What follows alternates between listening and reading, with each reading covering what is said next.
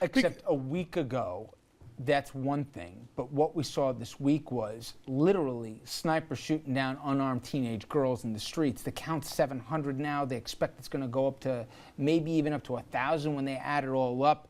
I'm with you. This is more complicated than people armchair want to say, pull the funny, don't pull the funny. But Dominic, it is bad. And we can't have anything to do with what's going on in the streets of Cairo right now. It is bad. I just don't know what Tom would have the president do as of right now. I mean, I will admit this much. This is not the first time they've backed out of this military exercise. They did exactly the same thing 2 years ago, 2011, because of the political unrest. But I mean, what are the options right now? Except for the aid, what else could the president do? The only option you have right now is you need and you must have a strong military presence in Egypt, whether you like that or not. If not, you will have a civil war. You will have, you talk about 700 dead, you'll have 50,000 dead in the streets of Cairo. That's the problem. So you can't play it one way or the other. You can't do this political dance of, we don't like what's going on there. We're not going to be seen with those people. Well, they couldn't support him today after what they did. Played out on global television here, literally snipers shooting unarmed people in the middle of the streets. We're supposed to support democracy. Granted, we liked it until all of a sudden it was Morsi. We didn't like what we got. I know they wanted the military in here. It's an open secret. The administration was happy. At least they had a relationship with the military. But Jeannie, you know, they're in, it's rock and a hard place. Doesn't do justice where they are right now. Apparently, you had Hagel, the Secretary of Defense, reaching out to his counterpart there 2 days ago saying, whatever you do, do not open fire on the protesters. But they didn't do it. So obviously, whatever leverage we have, and I think it's marginal at best, they're not afraid of us. Yeah, the action taken today is going to have absolutely no impact. I mean, the president did it, you know, didn't do it, did it, whatever he does, it's not going to matter. The problem goes back to the policy. He went over there, he's been saying for years, democracy, democracy, democracy. You know what, when you push democracy on people, you get what you get. They didn't like what they got. They wanted to support the military, and now they're caught between security and democracy. It's an old, age-old story in American foreign policy. But what we choice keep do we making have? the same we mistake can't say over and over. We want to keep dictators in. I mean, this is America, right? No, but you also can't go over there and stand, as Tom said, on a mountaintop and scream democracy, and then when you get it, then you want to back off and support the military. The president, which he said today, but which this was, is something he should have this learned. isn't our fight. We can't go in and tell them what they need to do. They have to do this themselves. I mean, so if he's going to take that point, isn't that what you're asking him to do? Is keep your nose out of it? Well, now conveniently he's saying that now. I mean, yes, of course. Well, now we don't want to get involved. But listen, and it's not just Obama. We've been doing this for years, hence many of our problematic relationships in the Middle East and elsewhere.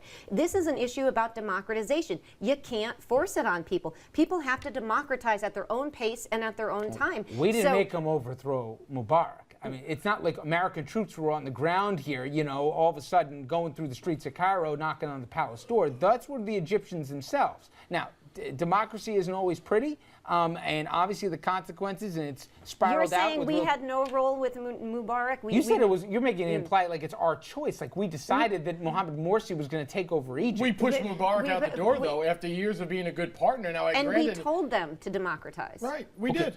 It was playing out on the streets of Cairo. He had to, you couldn't just like dodge the question. You had to take a position. What position would you have him take?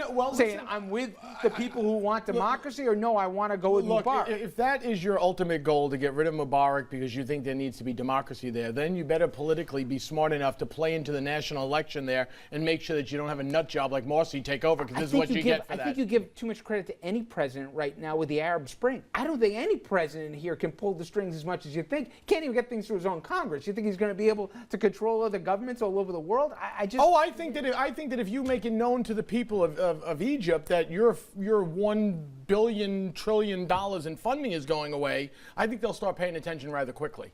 And we didn't do that. Well, listen, we just said go have an election, do whatever you want. We'd pulled $200 million before. It seemed to do the trick when in the tunnel and they were moving arms underneath here with the rebels and then obviously impacting Israel.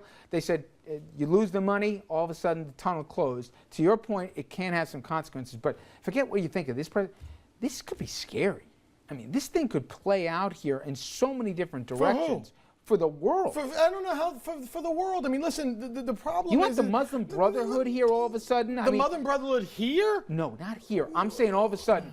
Think about it. Who is Israel's few remaining, if you want to call them allies, at least Egypt was one with the military. You want a full-out civil war there? What happens when it crosses over into the other borders? Listen, Richard, there will be no full-out civil war because as long as the military is there, that will not happen. They will crush any opposition there. That is a very well-trained military. That isn't like a bunch of guys with street knives sitting in a corner. They have good weaponry there. They're not going to let their country fall apart. You're going to have civil unrest there for a while, but it's not going to reach a point where Israel's at danger or anything else like that.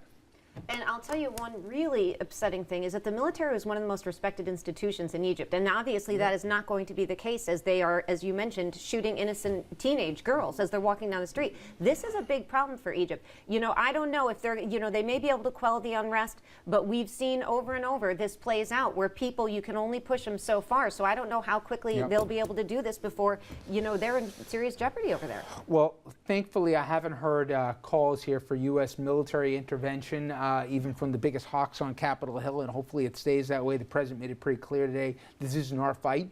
There'll be consequences. They'll impact us in one way or another indirectly.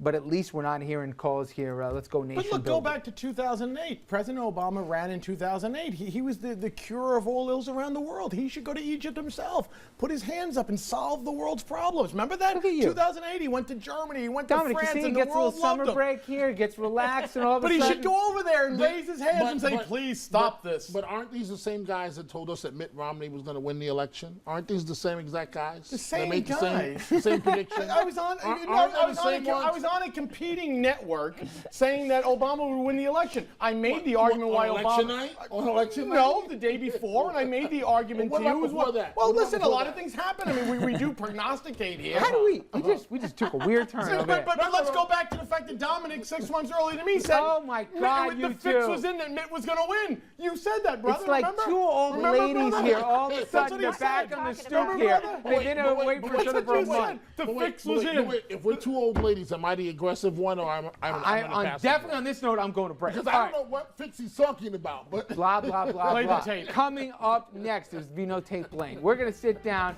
for a one-on-one here with a man who's looking to unseat the incumbent in Westchester County, Rob Astorino. New Rochelle Mayor Noam Bramson. He joins us next. Stay with us.